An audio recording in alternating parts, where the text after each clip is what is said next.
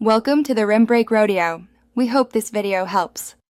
You start by confirming your Redmi model and MIUI version because features vary by release.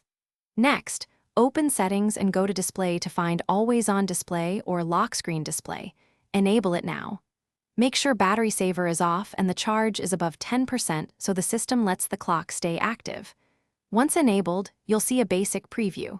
Keep going to Customize Style, Schedule, and Brightness so the screen-off clock behaves correctly for your routine. With the feature on, you select a clock face and tweak color and font so the readout is legible at a glance. Pick high contrast if you want visibility outdoors. Then set a schedule, always on, specific hours, or night only, because this balances visibility with battery use.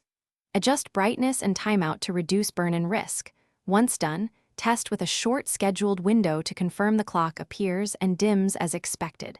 If it fails, revisit permissions and battery optimization settings.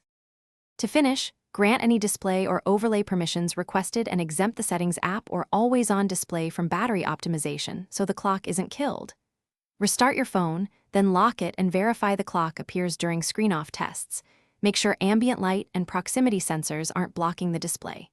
If it doesn't show, clear Settings cache, update MIUI, or reinstall related system packages. Only use a factory reset as a last resort. This sequence ensures persistence and minimizes power drain. Thanks for watching. Consider subscribing if we helped you.